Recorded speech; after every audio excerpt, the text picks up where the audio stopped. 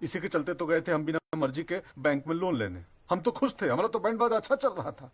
बिना मर्जी के जबरदस्ती भेजी हमको लोन लेने के लिए बैंक है। जैसे हर महाभारत के पीछे एक द्रौपदी होती है ना, हमरी वाली के पीछे तुम हो तुम। कहाँ गए?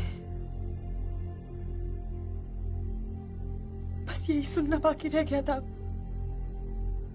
हम जा रहे हैं मामा के घर, अपने बच्चा लोगों को लेकर।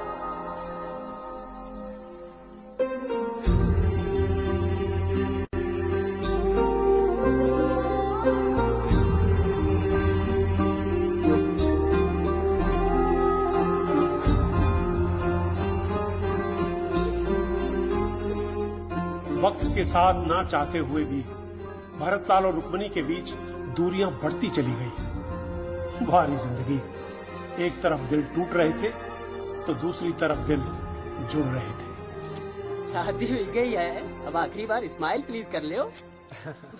मुबारक हो, मुबारक हो। साधुराम जी, आइए आइए, वेलकम वेलकम। मुबारक हो। Thank you. भरतलाल नहीं आए? अरे भैया वो तो बहुत बड़ा धमाका कर रहे हैं। वो करब नहीं कांड करते, और वो भी बड़ा वाला। आपको पता है इलेक्शन लड़ रहे हैं अमेठी से राजीव गांधी के खिलाफ।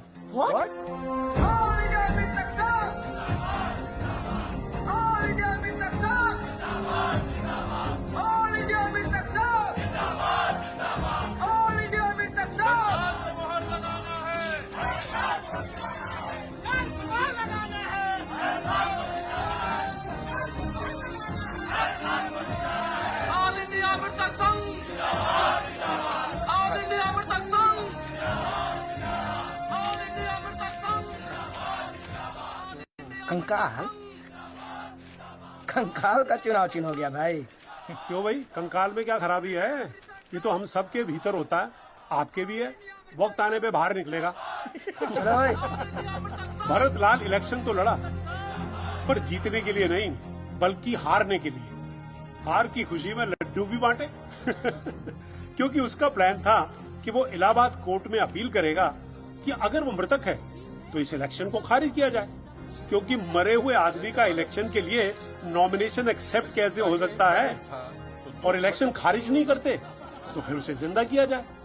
भाई भरतलाल, चुनाव हो गए, अब क्या करोगे? साधुराम जी, तुम्हारे भरतलाल तो बहुत जोरों से जिंदा है भाई। ए हुजूर, जब मान गए हैं आप तो आप खुद ही एक अपने लिखावट में लिख के दे दीजिए कि हम जिंदा हैं। देखा मिलोट, हमने आपसे कहा था ना कि ये आदमी पागल है, पागल। अरे बरसों से तरह तरह से सरकारी कामकाज में अड़चन डाल के सुर्खियां बटोरने का शौक है इस आदमी को। इसकी तो बीवी तक ने कहा है लोगों के सामने कि ये पगला है, पगला। अरे भैया, वो तो सबकी बीवियां कहती हैं, जज साहब की भी कहती होंगी। अब जज साहब की बीवी इनकी बीवी की तरह इनको छोड़ के चली नहीं गई होंगी। कैसी बेवकूफी वाली बातें करते हैं दोनों। जबरदस्ती हमारी बीवी घुस रही बीच में। हमारी तो शादी नहीं हुई, हमने की नहीं, हो ही नहीं पाई एक्चुअली। और तुम भरतलाल, तुम जिस चुनाव को खारिज करने की बात कर रहे हो वो कोई खेल नहीं था। पूर्व प्रधानमंत्री शामिल थे उसमें। तुम्हें पता है किसी चुनाव कराने में कितना परिश्रम लगता है, कितना समय लगता है? उन लोगों का समय और कोर्ट का समय जाया करने की तुमको याद नहीं दी जाएगी, समझे?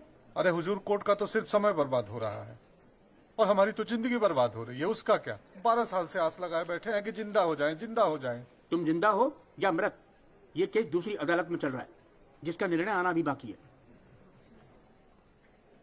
साधुराम जी, इस केस को डिसमिस कर दिया। नहीं, आप जो करना हो डिसमिस फिसमिस सब कर दीजिए, हमको जिंदा कर दीजिए बस। कैसे जिंदा करते भाई? लेखपाल ने तुम्हें कागज पे मारा है, कागज पे।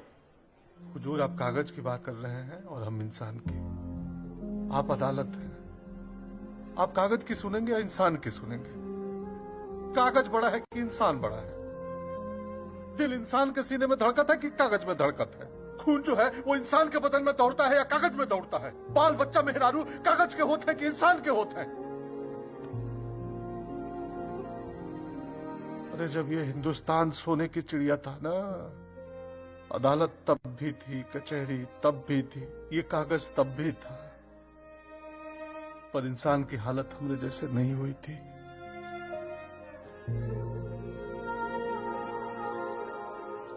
अरे आपको दिखता नहीं है? एक जिंदा आदमी खड़ा है आपके सामने, चिल्ला रहा है, माथा फटने वाला है उसका। आप अंधे हैं क्या आंख होते हुए? अभी तक सुना था कानून अंधा होता है, आज पता चला कि जज भी अंधे होते हैं। हमको तो जज नहीं, एक नंबर के जाहिल लग रहे हैं आप। अंजाम जानता है इसका तू?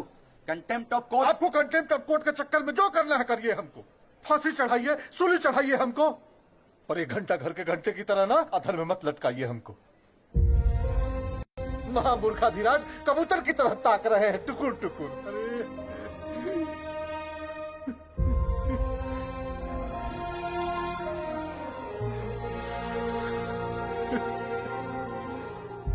बहुत भरे हुए भाई, बहुत भरे हुए।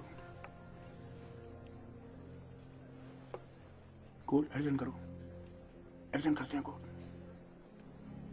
अर्जन करो।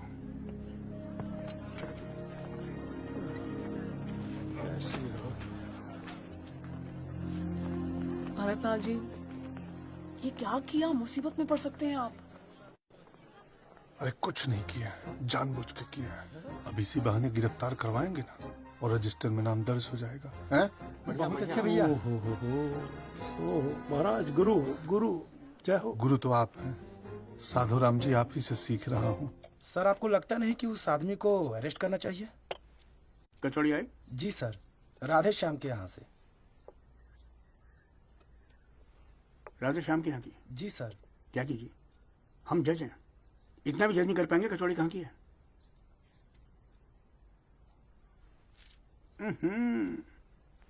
बात तीखी है, उसने भी बहुत तीखी बात की, पर सच की। एक्चुअली क्या है, हमारा सिस्टम जो है आम आदमी के लिए उत्पीड़न का हथियार बन गया। इसमें बदलाव तभी आएगा जब भरतलाल जैसे सनकी पागलपन की हद तक उतर जाएंगे। मैं इसके खिलाफ कोई एक्शन नहीं लूंगा, और तुम देख लेना, कोर्ट भी इसका कुछ नहीं बिगाड़ पाएगी। सरेआम हाई कोर्ट में जज की बेइज्जती कर दो और फिर भी कोई केस दर्ज न हो, ऐसा सौभाग्य ही भरतलाल का सबसे बड़ा दुर्भाग्य था। का मामा जी, कहीं लॉटरी लग गई का? अरे नहीं बिटिया, पहले चुनाव, फिर कोर्ट में हंगामा, बहुत टाइम हो गवा। दामाद जी का कौनो खबर नहीं मिली। सब कुशल तो है? का कहते बिटिया, जाके देख आई का? सब कुशल ही हुई मामा जी, वो हार मान लेने वालों में से नहीं है। ये तूफान से पहले की शांति है।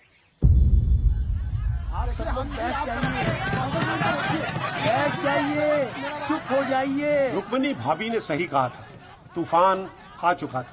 भरतलाल ने अशरफी देवी की सिफारिश से विधानसभा की विजिटर गैलरी का पास बनवाया और वो कांड किया जो उत्तर प्रदेश विधानसभा के इतिहास में आज भी दर्ज है।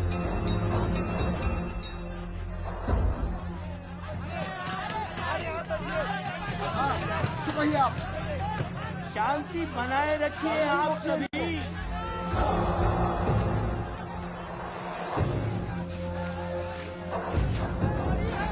हमारा देश हमें देख रहा है।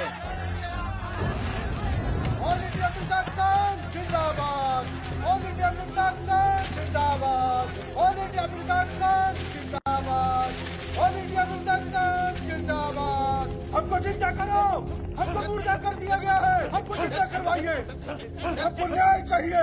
अरे ये घनघोर व्यक्ति कौन है भाई? अरे कुछ नहीं, पगलेट है साला। अखबार पढ़ा कीजिए ना, रोज का नौटंकी है इसका। हम आतंकवादी